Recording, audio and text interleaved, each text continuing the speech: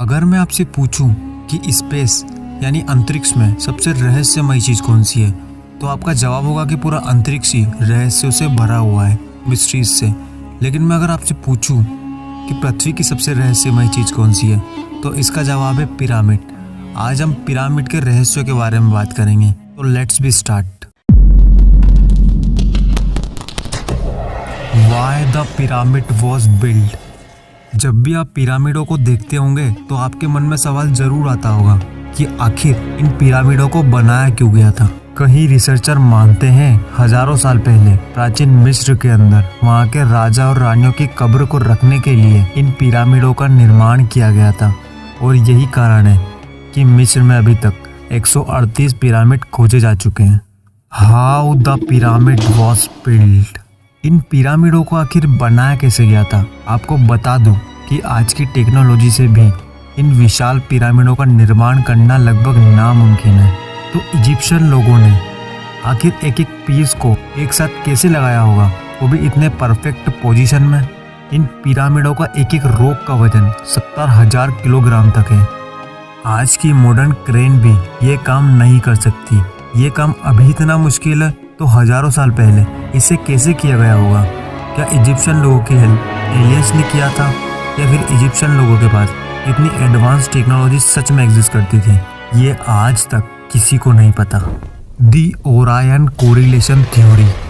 आप रात के वक्त इन पिरामिडों को देखोगे तो आपको इन 3 पिरामिडों के ऊपर 3 स्टार बिल्कुल अलाइन पोजीशन में दिखेंगे।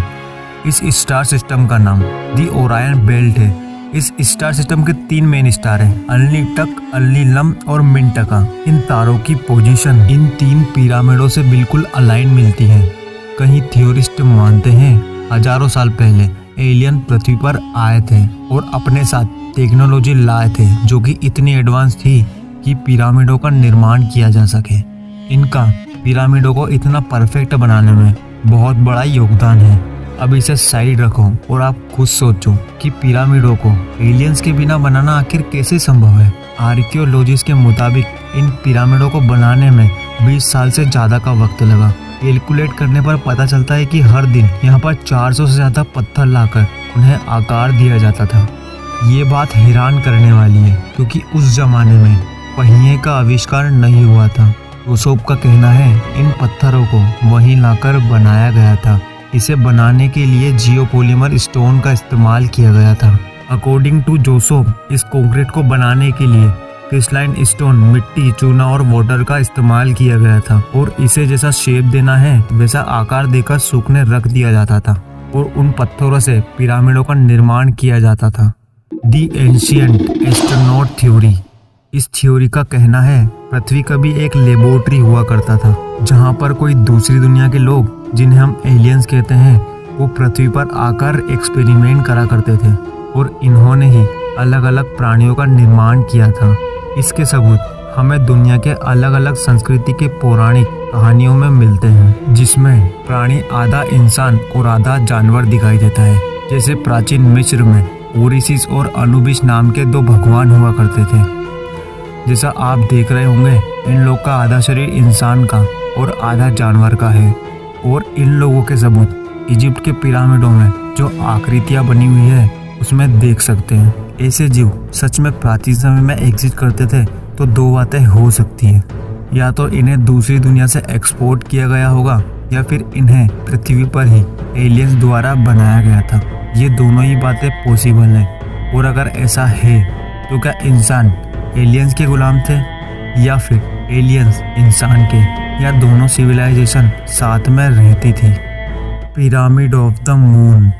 इस सुरंग की खोज हाल ही में आर्कियोलॉजिस्ट ने की है। इसे शहर का सबसे बड़ा स्ट्रक्चर पिरामिड ऑफ द सन के बाद दूसरा सबसे बड़ा स्ट्रक्चर बताया गया है। इसके एक्सप्लोरर का मानना है कि इस सुरंग का उपयोग मानव बलि और दूसरे धार्मिक समारोह के लिए किया जाता था। और पिरामिडों के अंदर जो कब्र मिली है उसमें मानव अवशेष भी पाए गए हैं, जो कि इसे सच मानने पर मजबूर करते हैं। पर अभी तक किसी को नहीं पता कि इस सुरंग का इस्तेमाल आखिर किस लिए किया जाता था। एक टीम तैयार की गई है जो ये भी पता लगाएगी कि इन कलाकृतियों को बनाया क्यों गया था, पर प्रेजेंट टाइम में ये एक मिस्ट्री बना हुआ है। पिरामिड एक बहुत बड़ी मिस्ट्री है। अगर पिरामिड को साइंटिस्ट पूरी तरह समझ पाते हैं तो इससे हमें यूनिवर्स के हजारों राज मालूम हो जाएंगे। वीडियो को लाइक शेयर कर देना, चैनल को सब्सक्राइब कर देना।